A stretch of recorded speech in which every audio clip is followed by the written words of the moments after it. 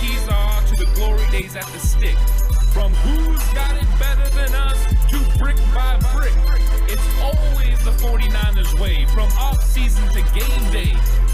Yeah, we talk back. It's the 49ers Cutback.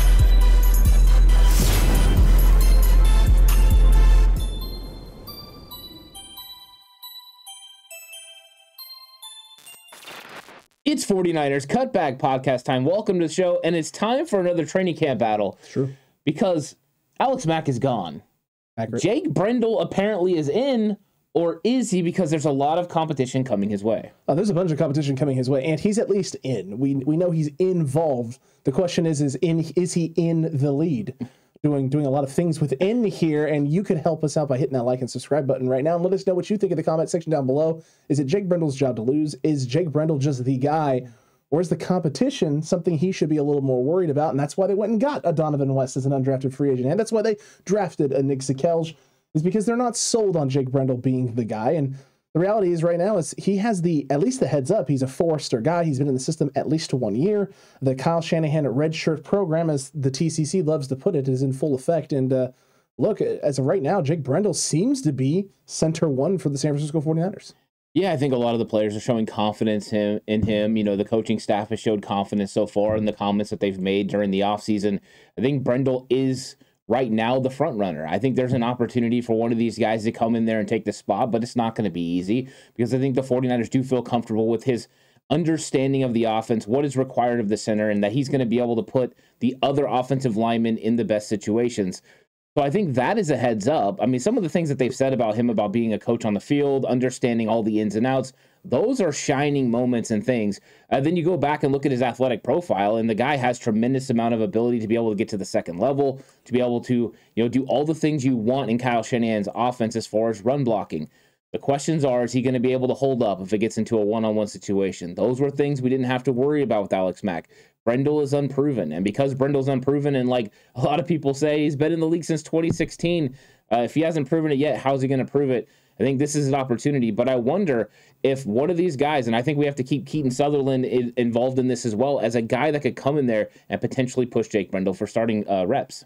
I think that's the most likely scenario is Keaton Sutherland, because he's another four-star guy who understands the system, understands the scheme, understands what Forrester is going to want to do at the center spot with this offensive line. Let's not forget, Ant, this is the run game coordinator as well. Yeah. He has a plan. He has an idea in mind. And maybe this is why Kyle Shanahan decided to go this route with Coach Forrester as the run game coordinator, and not a guy like Anthony Lynn, not because he doesn't trust Lynn, but no. In fact, we have a coach who understands his O-line better and what those strengths and weaknesses are and what we need to do with this O-line in order to maybe give them help, play to their strengths, keep them away from weaknesses, or work on those weaknesses early in the year. That is 100% a possibility, something that you have to keep in the back of your mind, which would lead you to believe that Brendel isn't necessarily running away with his job right now, but is completely in an open competition with, at the very least, Keaton Sutherland, which is funny, and because we joked about him being unmemorable and not Kiefer Sutherland, and in no way whatsoever would be on this roster after 24 hours, and maybe the reality is that he'll be around for a long time and maybe even starting for San Francisco this year. I mean, he could. I think one thing I know about the way Forrester and Kyle Shanahan handle offensive line is the best player is going to play. True. And you don't just hang around on the roster because you were drafted, in the 5th round or 6th round or whatever. They don't care about that. Ask Colton McKivitz. He's a guy who just got cut last year and they moved on from him.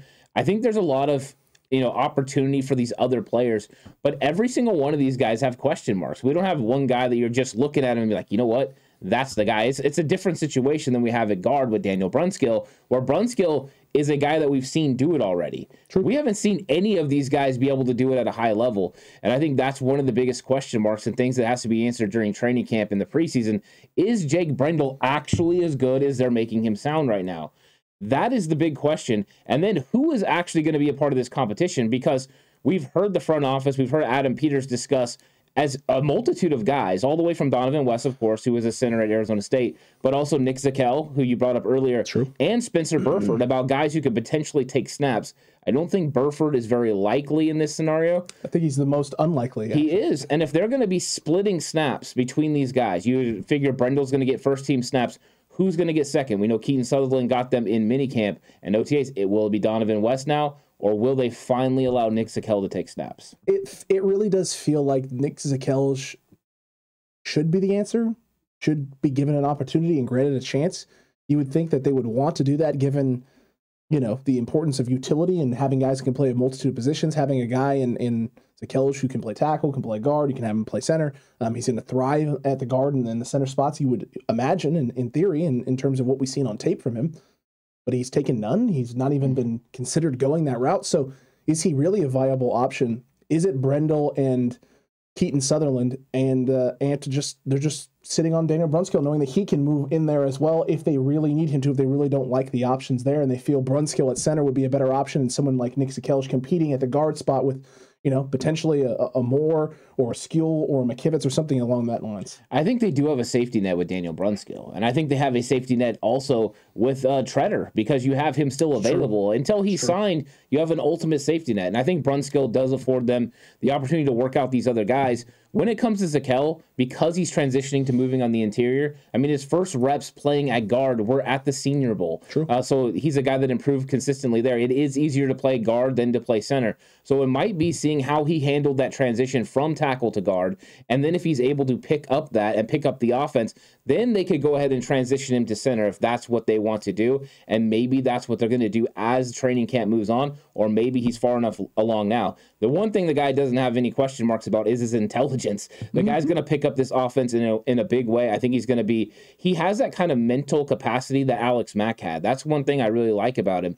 So I think he's one of those guys that could throw himself into this competition. And if that's his way to get on the field, I'm sure he'll be more than excited to go in there and get after it. But somebody's going to have to go in there and take it from Brendel, because I do think right now they have Brendel as one, and then everyone else is kind of lumped there behind him. Look, I would agree with you on that. I think Brendel is one, everyone else is kind of lumped behind, and no one has really elevated or separated themselves. And I don't want to pass over and gloss over Donhovan West. Donhovan West could, in theory, come in camp and surprise everybody and jump and catapult and propel himself into a competition on this active roster. The reality is he was an undrafted free agent. The reality is 32 other teams passed on him, including San Francisco, multiple times because the reports were, and by all appearances, everyone had him pegged between a 4th and a 7th round pick. This wasn't going to be a guy that wasn't going to go undrafted. Most people felt he was a 4th, 5th round guy who didn't get selected by anybody. So everyone had the same concerns. Everyone's had the same issues with Donhovan West. And the Niners are the ones who snagged him up first and foremost and as an undrafted free agent and paid him a good amount of money to come be an undrafted free agent with some signing bonus guaranteed stuff as well. So he is going to be around this roster. The question just is it on the active roster or is it on the practice squad? If he shows out and shows especially a development in his run blocking and things he can do as a run blocker, then he's going to give himself a much better job. If he can get his pad level low, stay low, be consistent, get his leverage points correct, and execute the job in this zone run scheme with what the 49ers have done in the past, then he's in a great spot. If he can't, he's on the practice squad. Yeah, I do think there's some question marks with Donhovan West. And as we're going through the draft process, he was a name we heard consistently in every single stream we did, every single episode. Every mock draft. You're right. Everyone wanted to go ahead and get Donhovan West. He was somebody that they definitely targeted here in San Francisco as far as fan base. We had question marks about him. The fact that he would play tall at times, he would play narrow and allow himself to get off balance. There was also the concerns about him being able to latch onto a defender and really, control them. We did find out that he had some hand issues at Arizona State, so maybe that contributed to that. So we'll give him some credit, and maybe that will change. But those are still things he has to fix. And the thing is, you're not going against Pac-12 talent, in the NFL. In fact, when you line up your first day at practice in pads, you're going to be looking at Eric Armstead and Javon Kinlaw with the fact that you have all-pro Fred standing right there in front of you, barking at you and trying to get a situation where he can come after the quarterback with a blitz. This is not a great situation for a young Donhovan West. I think the best situation for him would be for him to end up on the practice squad, and the Niners develop him for future success, maybe 2023, 2024. I think that is what the 49ers hope to do with him.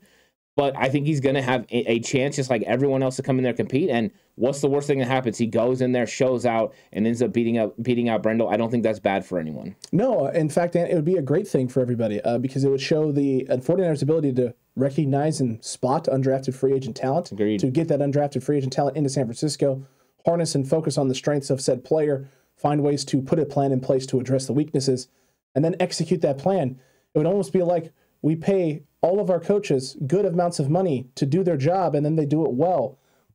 wow, I would be absolutely stunned if that were to happen. Psych, just kidding. I would not be stunned at all. And San Francisco has done this consistently. And you know what? That would be the most surprising thing, but it wouldn't be a bad thing for San Francisco. But the better situation for Donhovan West in terms of player development, developing as a player, getting yourself right. Number one, if he had a hand issue at Arizona State, there's no way you can guarantee that hand issue is not currently persisting. So figuring out what that is, letting your medical doctors, your medical team get to work, put together a rehab plan in place, or surgery maybe, who knows? Yeah, he did surgery. So he did the surgery. So making sure that everything post-surgery then goes the way it's supposed to. Your rehab, your strengthening, just being able to withstand the beating of that would explain why he would drop easily. It easily would explain why he dropped in drafts. Maybe teams were concerned about it. You get him in here, you pay him money, you guarantee him something, and now you give him time to get healthy, develop, learn, and focus on those weaknesses, the positive thing going forward. Now, that being said, and that out of the way, the competition for Brendel, what will it actually look like? How will they split these snaps up?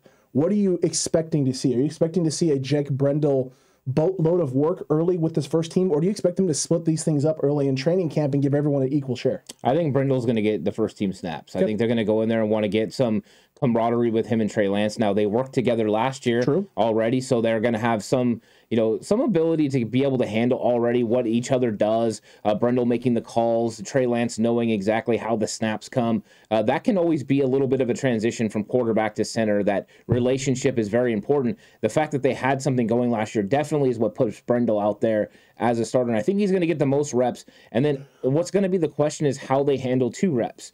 I think at first it'll be Keaton Sutherland. I think Donhovan West will get 30s. And then let's see what happens with Zekelj. If Zekelj ends up starting to get some of those snaps, he could take away from Donhovan West. He could eventually take away from Keaton Sutherland. But that's when the competition starts, is when they get out there and they actually start doing this stuff live. And we've seen it, live and in action, people getting moved around along the offensive line.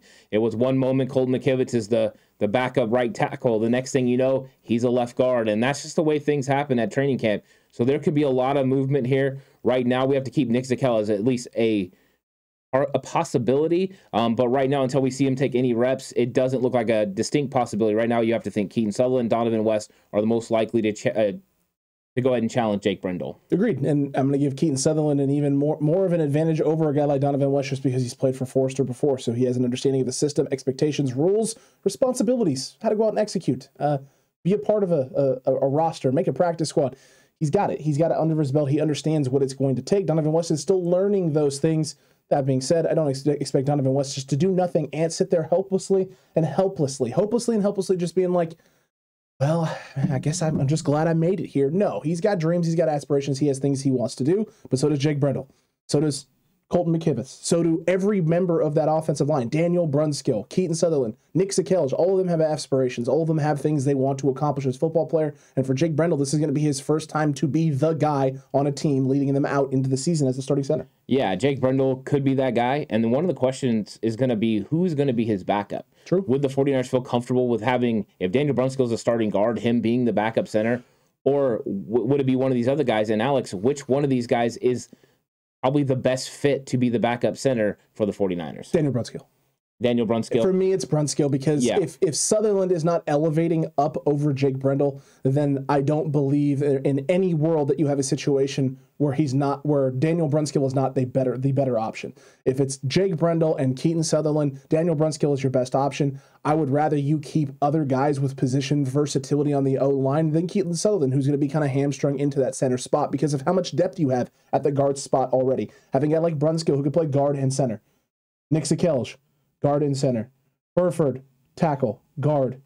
McKivitz, guard, tackle. I mean, you have so many guys on the O-line. Jalen Moore, tackle, guard, can do a lot of different things that it just makes more sense to keep more guys who can move around and fluctuate to different spots and allow you more opportunities to build out this O-line in other ways with only 2 to 3 guys who could play the center spot than having one guy behind Jake Brendel, excuse me. I almost said Keaton Sutherland. Keaton Sutherland would be that guy behind Brendel. But one guy behind Jake Brendel who can only do one other thing. Yeah, we're on the same page. I think so. You want to have a guys with versatility. It doesn't make a lot of sense to have a backup center per se when you have a Daniel Brunskill. And it might be like we've talked about before. Daniel Brunskill is your backup center in case something happens to Jake Brendel. but all the while you're developing a Nick Zekelj during the season to go ahead and be that backup center, almost like quarterback. Wow. That would have been bold. Quarterback of the offensive line. But True.